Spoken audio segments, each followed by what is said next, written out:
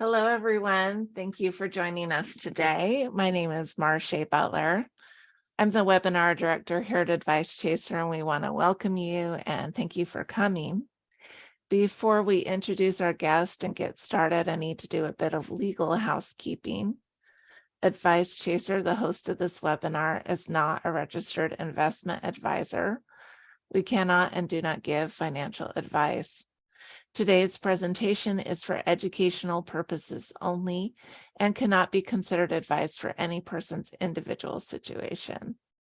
Advice Chaser regularly hosts informative webinars such as this one, featuring a variety of knowledgeable professionals, many of whom are licensed advisors. Any opinions, ideas, jokes, or principles expressed by presenters are their own, and however true, funny, or interesting, are not endorsed by Advice Chaser. Please do not act on the information you hear today without consulting a qualified financial professional. We're thrilled to bring you today's educational presentation. Attendees are muted, but we do encourage you to ask questions or make comments using the chat box. I do need to turn that feature on, so I'm turning that on right now.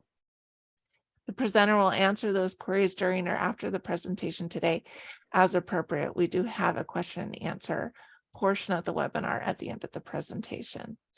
If you ask a question in the chat box, go ahead and leave your contact information as well. And if we can't get to your question during this event, we'll make sure someone reaches out to you after today's event. We want this experience to be as educational as possible, so please don't hesitate to ask for clarification or expansion of the material. We'd be happy to address those. I'd love to introduce you to our presenter today. Let me get his picture up. Patrick Rush partners with individuals and families to craft financial plans that have relevance. His strategy of designing customized plans is the result of many years of experience serving as a senior and lead planner at several highly respected national wealth management firms. Patrick and his wife, Allie, are proud parents of 5 children. Their family loves spending time outdoors, hiking national and state parks while traveling the country and abroad. Patrick serves on several boards, including his local church and the financial planning program of his alma mater, UW-Madison. He volunteers at the YMCA, coaching his kids' sports teams, and his family is actively involved in World Relief Fox Valley, which serves refugee families. Patrick, I'm so excited to have you here. This is a great topic to talk about, and I'm excited to turn the time over to you. Yeah, thanks for having me. So as the title here says, we're really going to focus on Social Security strategies regarding retirement. So I'm going to spend a little bit of time going over, I'll call it some of the details of how you calculate benefits and things like that, but that's not going to be the bulk of the time today.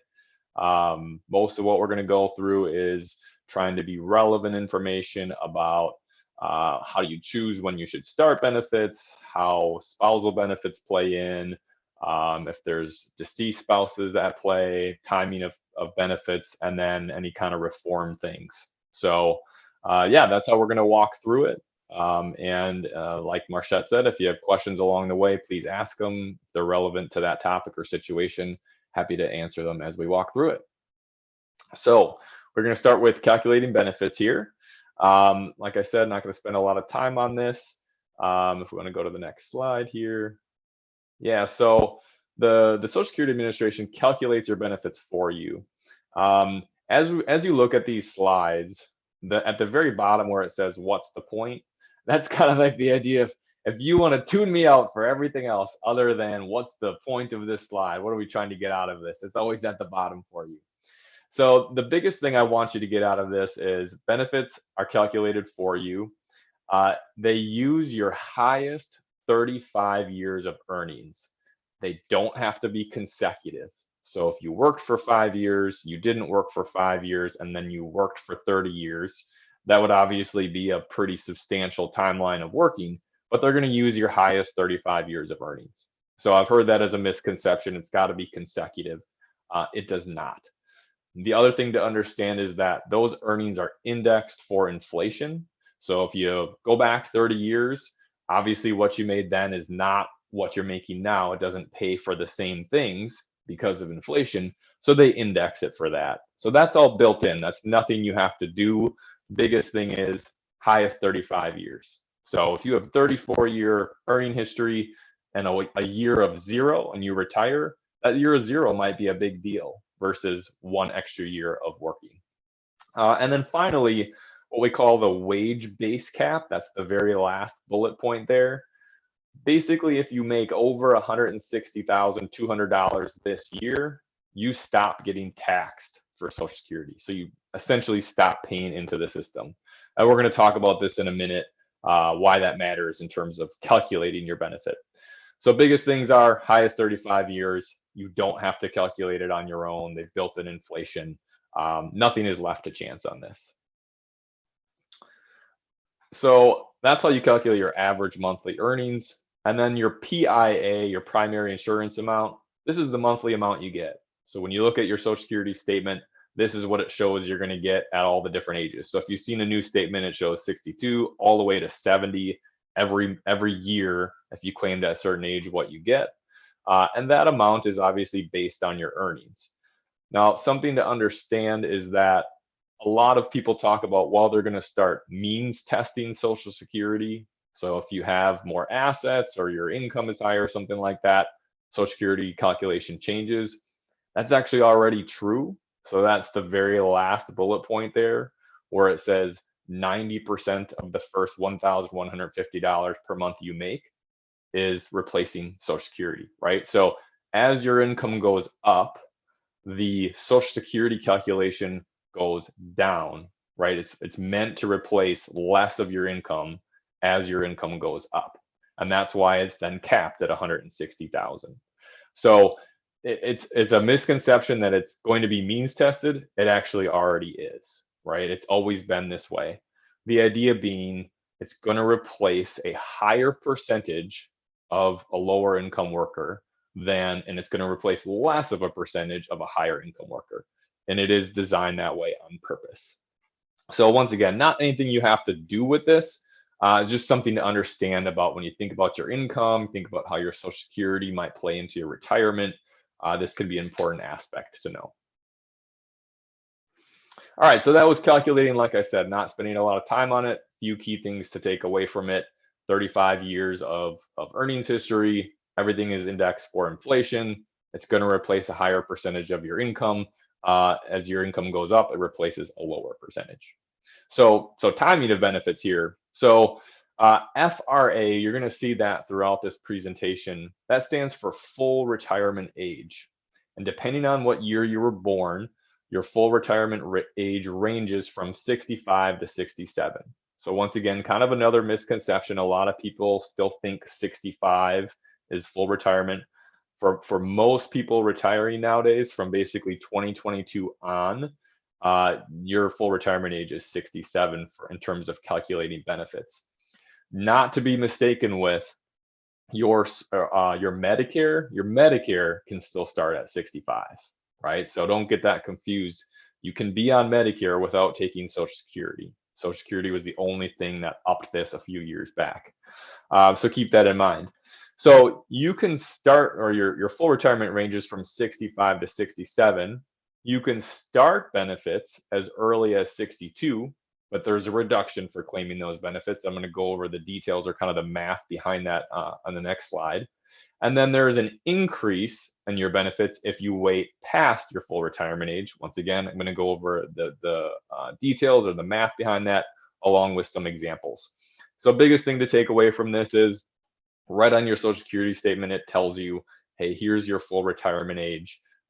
Knowing when that is really important to kind of understanding what your benefits might be at different ages. On this next slide here, it kind of just goes through year of birth, what your full retirement age is. You can see it's increments of 2 months, right? So like I said, if somebody turned 62 in 2022 or after, so if you're 62, you turned 62 last year or are now 62, your full retirement age is 67. So, and that's kind of the go forward plan. We're going to talk about reform at the very end. That full retirement age might inch up, actually. They might increase it to kind of shore up the system, but it probably will be for the younger generation of people like my kids, maybe myself. So once again, nothing you need to calculate, just understanding full retirement is important here. So claiming benefits early. So you can take your benefits as early as age 62. There's a reduction. So I won't call it a penalty, but it's a reduction, and it varies a little bit. So for starting 3 years early, you take a 6.66% per year reduction.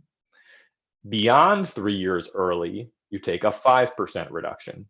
So if your full retirement is 67 and you start at 64, you took 3 years reduction at 6.66.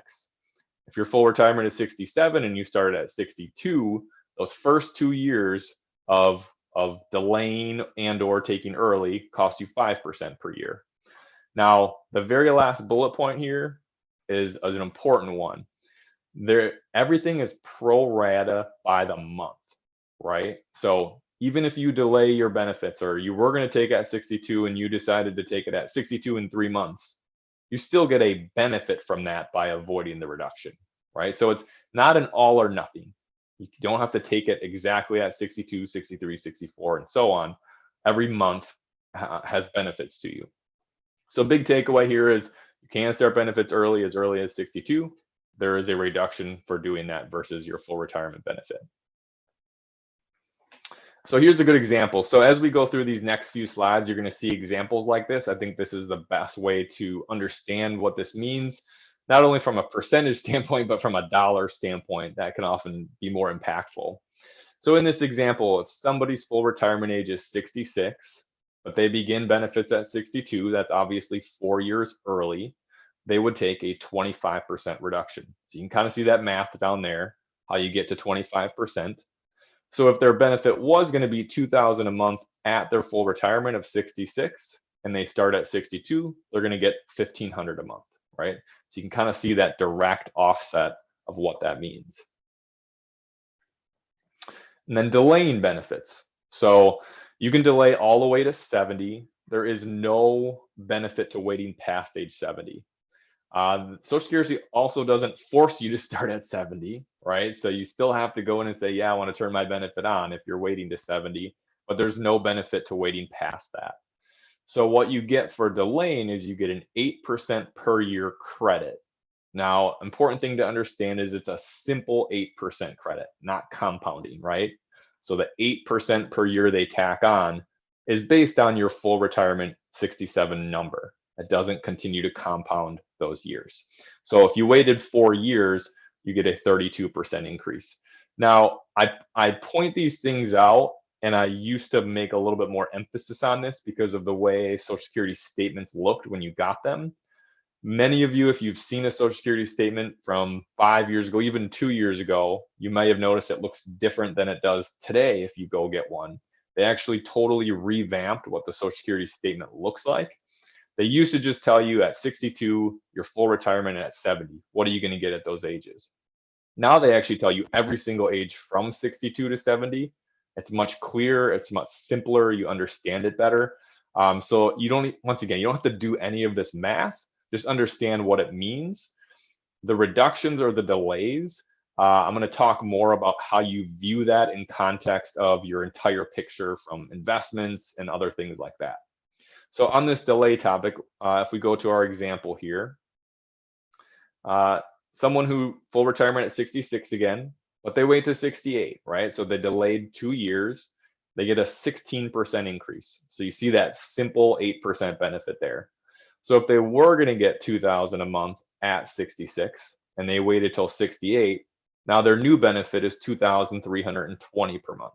So you see how that direct math increases the benefits there. So that was an overview of obviously timing, what it does to benefits, either credits for delaying or reductions for taking early. Once again, you don't need to do any of the math. The statement is very clear nowadays.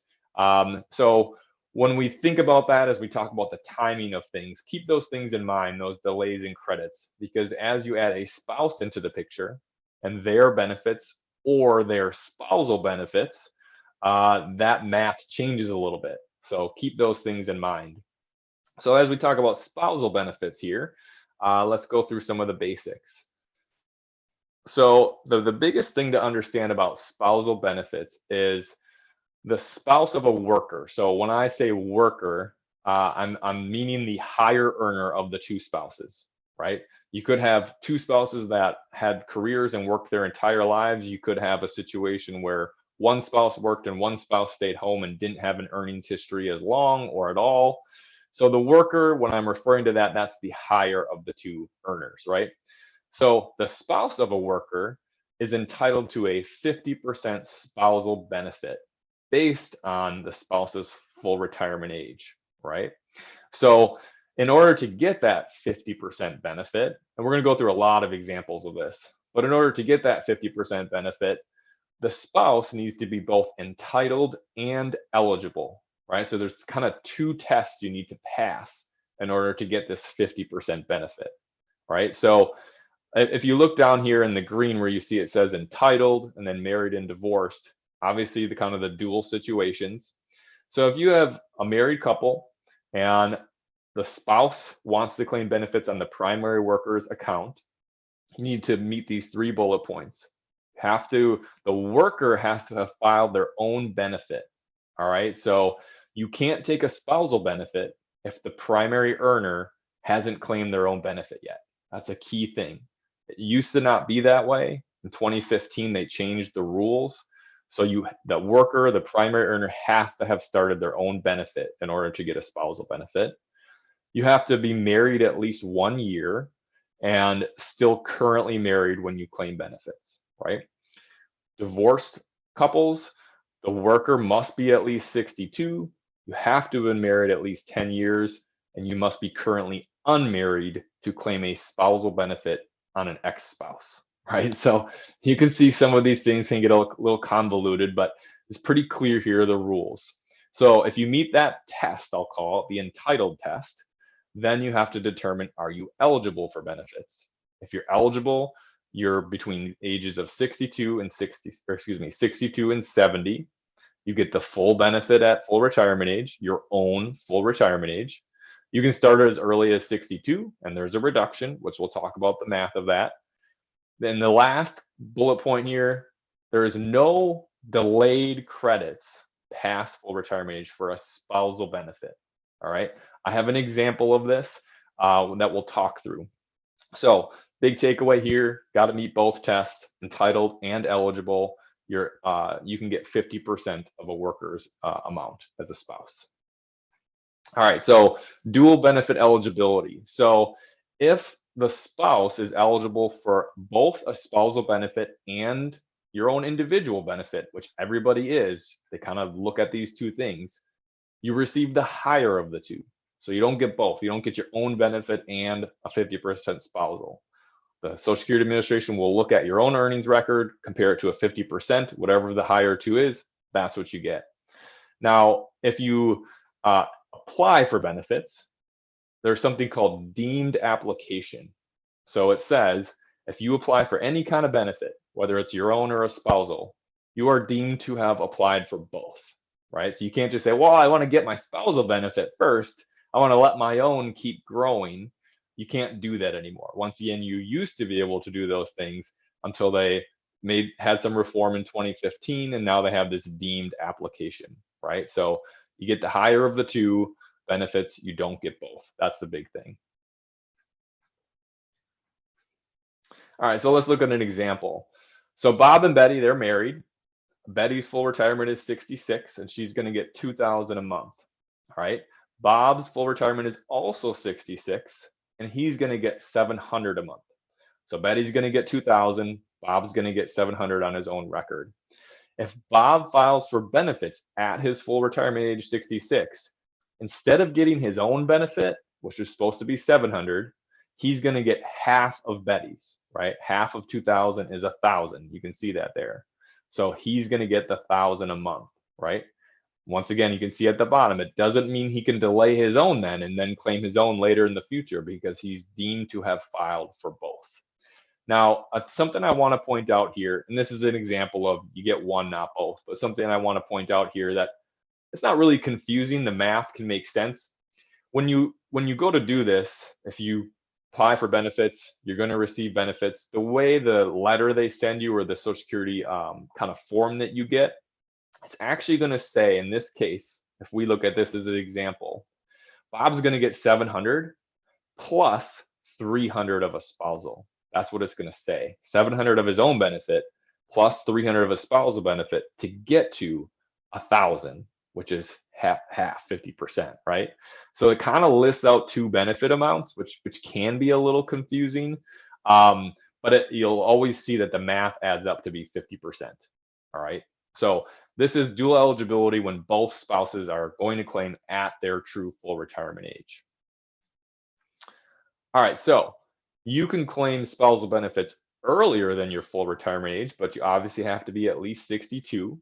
And if you claim at 62, you take a larger reduction for the spousal benefit than your own benefit, right? So you can see there it's an 8.33% per year reduction for the first 3 years, and then 5% for each additional year early.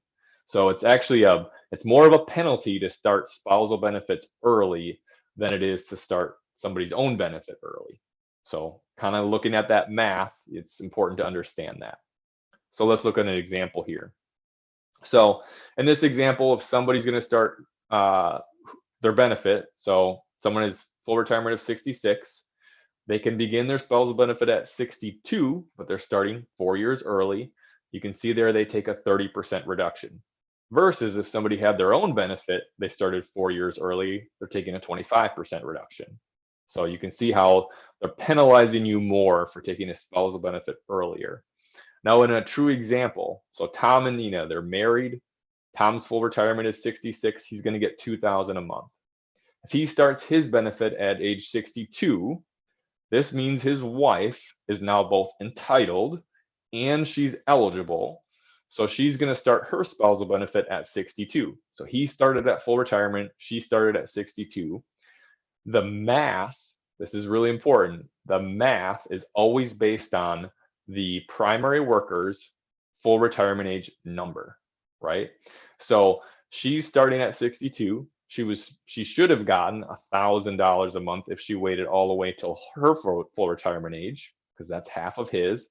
But because she started 4 years early, she takes a 30% reduction. So now she gets $700 a month, right? So once again, you kind of see the math there. You don't have to do any of this math, but understanding what those reductions look like, it's important for helping with this kind of decision. So just like your own benefits, spousal benefits, they're decreased if you start early. Now, delaying spousal benefits. You should basically never delay if you're going to take spousal benefits, right? Because like I said on the previous slide, the base spousal benefit, so 50% of the workers, it's always based on the full retirement age number, regardless of whether the worker claims early or delays, right? So if the primary earner is past full retirement, so they're delaying, they're getting their 8% credits every year. That does not mean the spousal benefit goes up with it, right? It basically stops at full retirement at 50%. So this is important because when you think about the math behind it and you think about the entitled and eligible rules, if one spouse or if the primary worker is going to delay benefits, but the other spouse's form of benefit is going to come from spousal, the one worker delaying is essentially holding the other work or the other spouse's benefit hostage, more or less, and there's no increase for it. So there's some calculations that need to be done to figure that out, and I'll go over an example here in a minute. So big thing here is even if the worker is delaying, the spousal benefit doesn't go up past 50% of what it would have been at full retirement.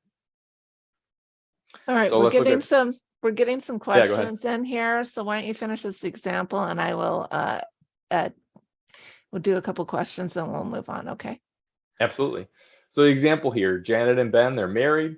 Ben's full retirement is 66. He's going to get $2,000 a month, right? He starts his benefit at age 62, so he takes a reduction. His benefit takes that reduction. That's 4 years, 25%. But because he started benefits now, his wife Janet, she's now entitled and eligible to take her spousal benefit. However, she doesn't have to start her benefit, right? Just because she's entitled and eligible doesn't mean she has to start it, right? And her full retirement is also 66. So if he starts early, he takes a reduced benefit. If she waits all the way until her full retirement, she's still going to get $1,000 a month because it's 50% of what his primary amount was at his full retirement. She waited all the way. She didn't take an early, so there's no reduction, even though he did. All right. So what's the point at the bottom is even if the primary worker starts benefits, it doesn't mean that the spouse has to begin and take that reduction as well. All right, let's take a couple questions here. Can the spouse of a worker choose their own benefits at 62 while the worker delays until full retirement age? So the spouse could take their own benefit at 62, yes, while the worker delays. The way it's going to work then is as soon as the worker, the primary worker, starts their benefit, Social Security will kind of do this recalculation, if you will. And the recalculation will take all the reductions because you're deemed to have filed for both, right? They'll take do all the calculations. And with those calculations, if when the primary worker starts their benefit, the spouse who's been claiming for a couple of years, their benefit might pop up a little bit to get up to 50% plus the reductions of the spousal amount, right? That's very common actually to see that happen. So yeah, it's a great question. Just because you deem file for both doesn't mean it can never go up when the primary worker starts collecting. It just means the increase, it won't go automatically to that 50%. You're still going to take those reductions because it was started early. Great question. All right. And then if a spouse has never worked themselves, will they still receive the spousal benefits? Can you talk about that? Yep, absolutely. Yes, you still get the spousal benefit. My wife stays home with our kids. She'll still get 50% of a spousal benefit as it stands today, the way the rules work. Okay, and then I'm going to delay on one of these questions. So we're just going to go ahead and move on, and I'll ask that as we get to a part about that. Sure. All right, survivor benefits. So this is common enough that we run into. There's some very specific things to understand if one spouse has passed away while married or unmarried. So I just want to cover this here. So it's the same entitled and eligible rules, more or less, or philosophy of needing to meet both tests in the case of widow or widowers. So the benefit amount in a survivor situation is 100% of the worker's primary, right?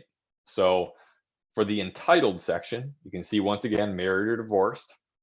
In order to get that survivor benefit, the worker obviously has to have been deceased. You need to have been married for at least 9 months before death, and you must remain unmarried before age 60. If you're remarried after age 60, you can still get a survivor benefit on spouse one. All right, so kind of 3 key things. Pretty similar with divorced, worker deceased. You must have been married at least 10 years, and you must remain unmarried before age 60. If you're remarried after age 60, it doesn't affect benefits. So there's always an extreme example out there. I've never run across it myself, but I've heard the stories. One person married to 3 separate spouses, all 10 years apiece. Do they get all those benefits? No. They pick one survivor benefit or one ex-spousal benefit. Whichever is the highest is what they'll get, right? So you kind of see that as a default. Whatever is the highest is what you get. So those are the entitled rules. And then eligible rules, this is a little different. You can take a survivor benefit as early as age 60, right? So normal benefit, spousal benefit, the threshold is 62. Survivor benefit, you can start at age 60. This can get really complicated if there are minor children involved, things like that. There's additional benefits that happen. I'm not going to go into all of that. Just remember, age 60, survivor benefits can start, right? So once again, you get a full benefit at full retirement, your own full retirement. You can start as early as 60 with reductions. And then once again, there's no delayed credits for going past full retirement for a survivor benefit. All right, so some key points here. So there's really two really main things I want you to take away from the survivor rules. Number one is you can start as early as 60. And number two is what's on this page. When you claim a survivor benefit, you get paid either the survivor benefit or your own benefit. However, unlike the spousal benefits, the survivor benefit versus your own benefit, that's an independent decision. So the whole deemed filing thing does not apply here, right? Meaning you can take a survivor benefit at 60. You can then delay your own benefit to full retirement or any age up to 70, and then flip over to your own benefit at that point, right? So you can actually get both benefits at different points in time. There's no deemed filing. Now, the third thing I want you to take away from this is something really, really important, because I've run into it with people I work with. I've heard stories about it, and it's terrible. If this is your situation, you have a spouse who passed away, you are going to go start the survivor benefit at age 60 or 62, whenever it is. You go do that. You want to make it extremely clear. You actually want to put it in writing and sign and date, and have somebody at Social Security office sign and date. And this is what the letter should say. I only want to start my survivor benefit. I am not applying for my own benefit. I only want to start the survivor benefit. There's tons of stories of people go in, they say what they want to do with the intention they're going to start their survivor benefit. They're going to delay their own because at some point they'll get more. And somehow when it gets through Social Security, somebody there, whoever puts this in the system, looks at it and says, why would they want the lower benefit? Wouldn't they want the higher benefit to start? Let's just start them at the higher benefit. And once that's done, it's done. There's been court cases that have not been won by individuals where it says, hey, you filed and you said, I want the higher of the two. And I don't think it's any fault of anybody at Social Security. I'm not placing blame. I think there's sometimes a misunderstanding of what someone can or can't do with survivor benefits. So I've heard other stories of people going in, sitting down with a Social Security Administration person, and them saying, hey, here are your two choices. You can either get $1,000 a month as a survivor benefit, or you can get $1,200 a month on your own benefit. What do you want to do? Well, you're going to pick the higher benefit, right? But the problem with that is once you've started the higher benefit, if it's your own, you can't go back and take survivor benefits now, right? So if this is your situation, I'll say it again, you want to be very clear. You want to document, you want to do as much as you can to make it clear that you want to start survivor, and at some point in the future, you're going to start your own. You do not want that to start now. We have a question here about survivor benefits. So if you're delaying your own benefits and you turn those benefits on, does it replace the survivor benefits, or do you get both? It replaces. Yep. So the typical, I'll call it strategy. I don't really like that word in this situation, but the typical strategy is that you start survivor benefits at 60 and you delay your own benefit usually all the way to 70. Because typically that math, right, for your own benefit, you avoided a 30% reduction for starting early, and you added 32% for delaying all the way to 70. That's the typical claiming. It can vary a little bit, but yeah, you always get the higher of the two. Okay, let's look at an example. Yes, there's some good examples here. So Darcy and Sam, they're married. They're the same age. That keeps it pretty clean and simple. Darcy passes away at 66. Immediately after she started her own benefit, right? So she had started, she's getting $2,000 a month. Sam's benefit is $1,700 a month, which means he wasn't getting a spousal benefit. That was his own benefit.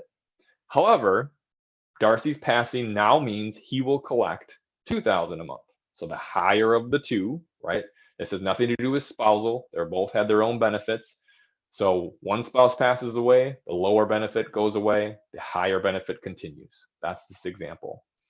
The second example, that same scenario, if he was going to be taking the survivor benefit, right, he would take the $2,000 a month that he was entitled to. He would delay his own, get that 8% per year increase from 66 to 70. And at that point, he would turn his own on and get 2,244 a month, right? So he could start that at 70. So this is a perfect example of what we just asked. Survivor benefit is 2,000, delayed your own. Now he gets 2,244. So now that, once again, it's kind of different. First example, they both had started claiming. Second example, only one had started claiming. Only he had. She hadn't started yet. So now he can go on to the survivor delay, right? So it gets complicated, but yeah, you always get the highest of the two. So primary key point here, primary worker starting benefits early and having a decreased benefit, or delaying and having an increased benefit, that carries on to the survivor. So this goes into the strategy. When we get into some of the strategy stuff here in a minute, this is important to understand that the higher one continues, the lower one drops off. So example, Rob and Angela are married. Rob has a full retirement age of 66. He's going to get 2,000 a month. He hasn't started his benefit yet when he passed away at 69, right? So he's supposed to get 2,000. He's delaying, so he's getting credits. Her benefit is 1,700 a month, which she already started. And when Rob passes away, she will now just get the survivor benefit of 2,480, right? That's because her benefit has already started. Delaying a survivor benefit past whenever the full retirement is has no additional benefit. So she might as well start that survivor benefit immediately. It's going to be 2,480 a month, right? So this is kind of gets into another thing. A lot of people say, well, if I delay, do I lose all that benefit if something happens to me, or does my spouse maintain? Do they get that delayed credit? They get that delayed credit, right? It doesn't just get wiped out. So that's the first example. Second example, same couple, they're married, full retirement of 66. He's getting 2,000 a month, and he started his benefit at 62. So it reduced it down to 1,500 a month. She was getting her own benefit at 1,700 a month, which she had started at full retirement.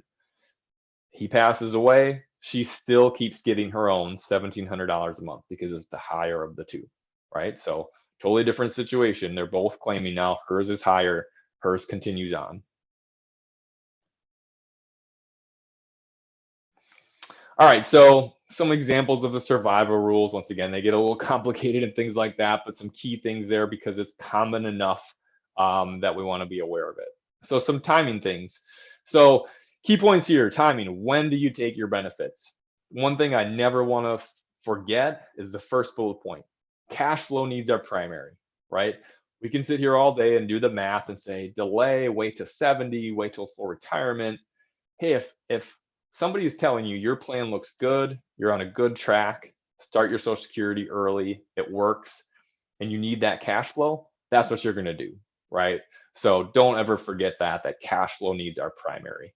And the second bullet point, file and suspend restricted application. These were really common for a long time. That's that 2015 reform I keep referring to.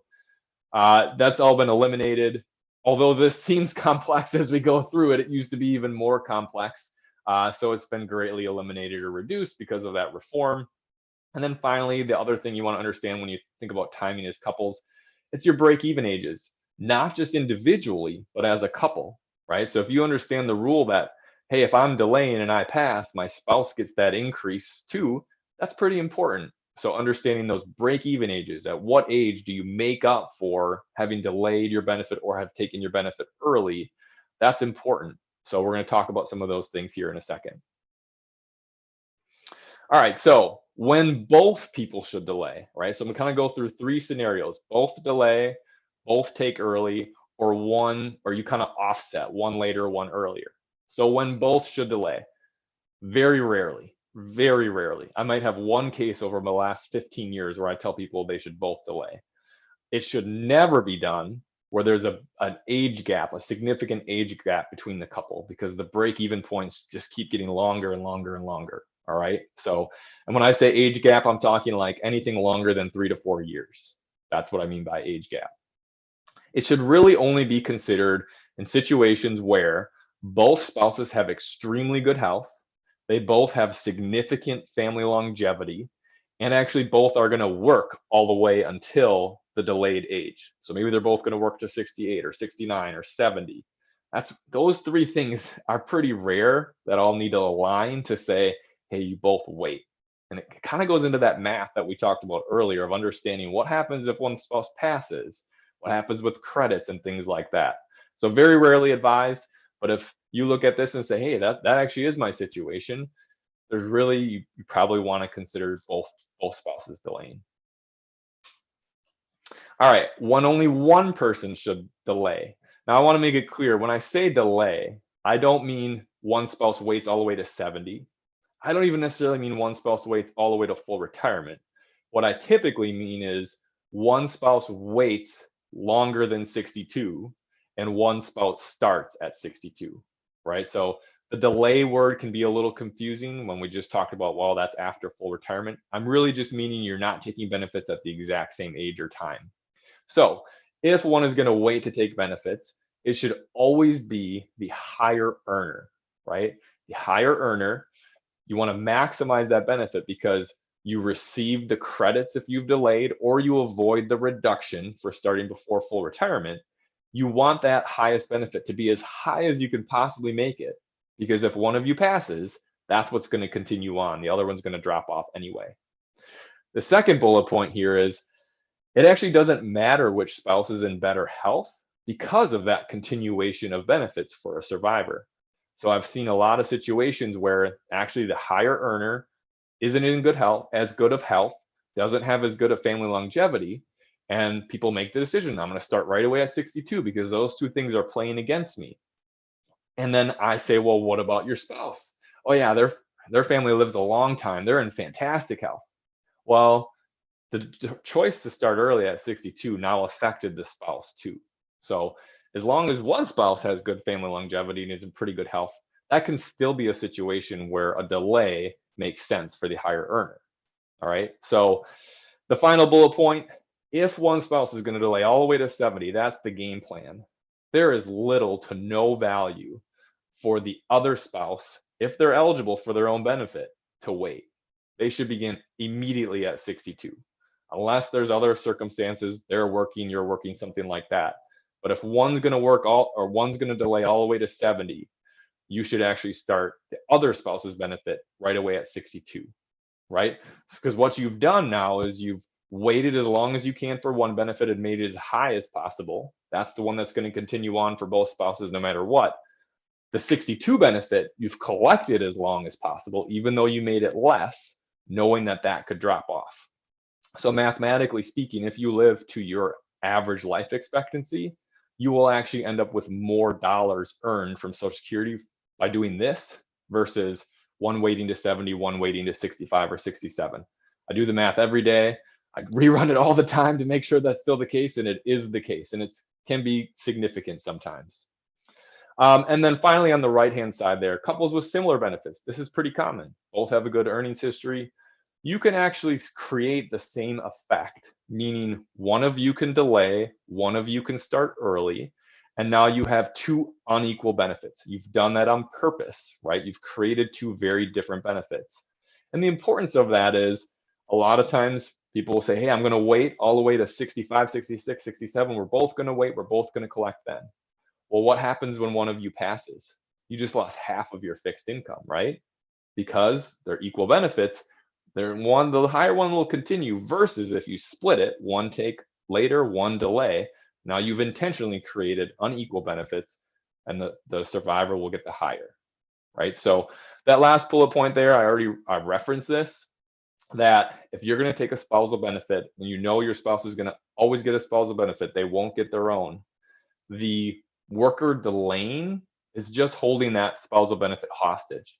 So if you were going to get $3,000 a month and you're going to delay those 4 years to get the higher benefit, that could make sense.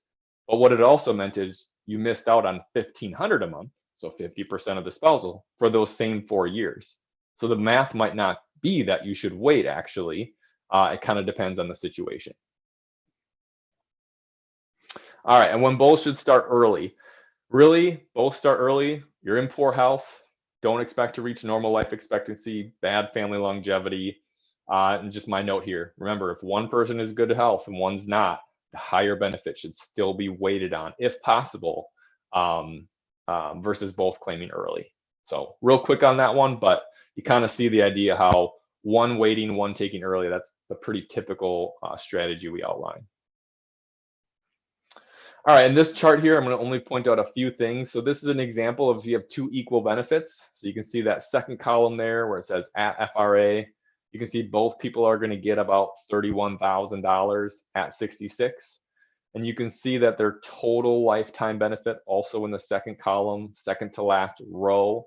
It says total lifetime benefits, $1,768,000. All right, so they both wait till full retirement to take, right? If you compare that to the very last column, which says one spouse delays all the way to 70, now one takes right away at 62, you can see their benefits are completely unequal now, 42,000 versus 22,000, and their total lifetime benefits are 1,947,000, almost $200,000 more. Maybe more importantly is the column right in the middle, where both spouses delayed all the way to 70. They both maximize their benefit, right? They live to average life expectancy. You can see they would have collected $1,970,000. That's a good amount of money. However, compare that to one spouse delayed all the way to 70, one took at 62. It's not that big of a difference. 1,970 versus 1,947, right? It's not that big of a difference over that amount of time. That's why typically it makes sense for one to start early if one is going to delay. So kind of some of the math there that I keep referencing. You do this for your own situation, you figure out the math, ages matter, benefits matter, other income streams matter. All this stuff has a big effect. I'm talking very broadly here. All right, so Social Security reform. So probably have thought, hey, my situation is kind of what he said, but I keep hearing the Social Security is going to go broke. The money's not going to be there. I'm going to take at 62, right? I hear it all the time. I think this number, as of, I mean, I updated a couple weeks ago. They now say Social Security could go broke by 2032. Who knows? 2034. You hear it all the time. Well, this is something I always remind people. The worst case scenario, the kind of the stop to everything, is if they can't fix the system before it quote unquote goes broke. If everybody, what they're going to do is they're going to cut benefits between 22 and 29%, right? If they do that starting in 2034 all the way to 2089, system works, right? Nobody's going to like it, but the system works.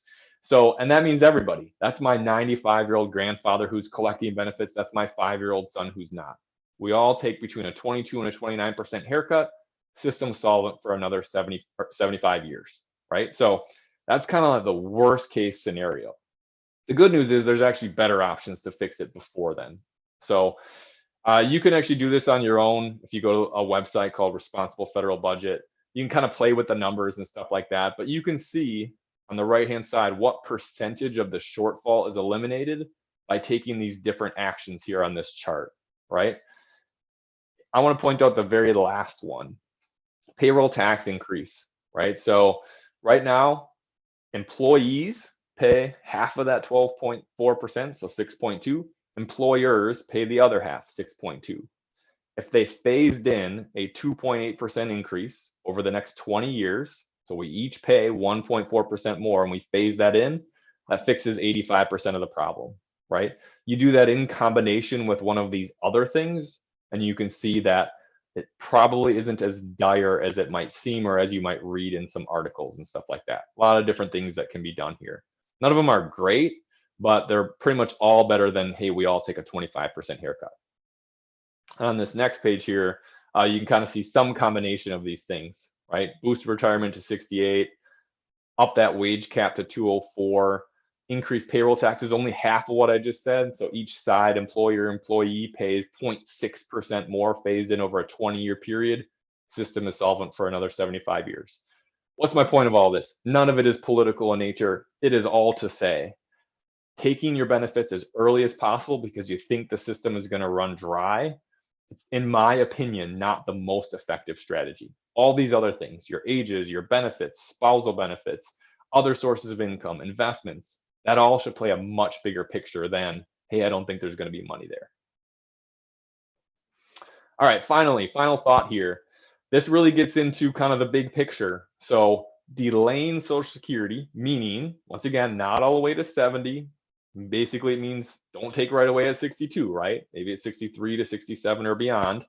Works the best when growth rates are low, inflation is high, and life expectancy is long, which, not by coincidence, waiting is actually a direct offset to the things that are worse for your investment portfolio. Now, some context for this. I've been doing this for 15 years. For basically that entire 15-year period, I encourage people, if you can wait past 62, if you can wait all the way to your full retirement, what you're getting is a return on your money between 5 and 6.65%, right? That's the reduction you receive every year for starting early. That's a pretty darn good guaranteed rate of return on what is essentially a US government bond, right? That's what Social Security is, backed by the US government, set period of time. It's a US government bond. Getting between 5 and 6.6% over the last decade, that was kind of a slam dunk. Well, within the last year, that's all changed. You can actually get returns in your money markets now, right? You can go get a money market fund that pays you 5% almost. So delaying Social Security to get your 5% isn't quite as good as it was even a year ago.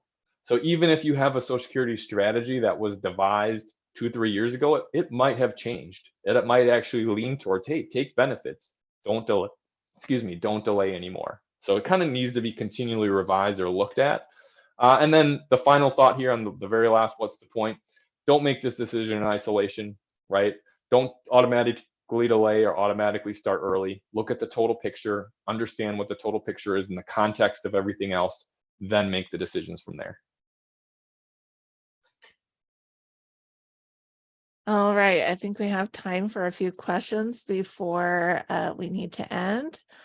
And by the way, this has been really informative. We've gotten some comments of about really enjoying this and asking if this is recorded. Yes, we are recording, and we will be sending you a link to that replay. Okay, so can you talk about taxes and how is Social Security taxed? I think you're on mute here, Patrick. Sorry, I'm still muted. Yeah, it's a great question. It's kind of a loaded question, I'll say. So for the vast majority of people, yes, Social Security is going to be taxed at the federal level.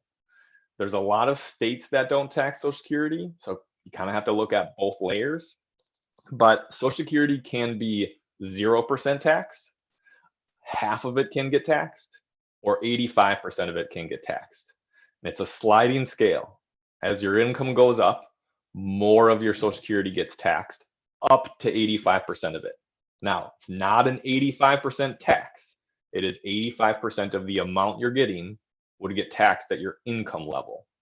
So that is an extremely important thing to understand. And how they calculate that is a term called provisional income, right? So I'm not going to go into all of this. This is a very tax heavy thing. This is something you definitely want to be aware of, but provisional income is the term you're looking at.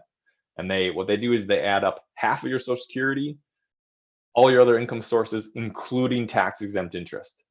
So a lot of people say, oh, I got all this money in muni bonds. It's all tax free. It is, but it's still going to add to your provisional income for how they calculate Social Security taxation. And that's something that you could run through with your financial advisor, correct? Yeah, absolutely. Or your tax professional, I'm assuming. And this applies to your Social Security benefits, is that correct?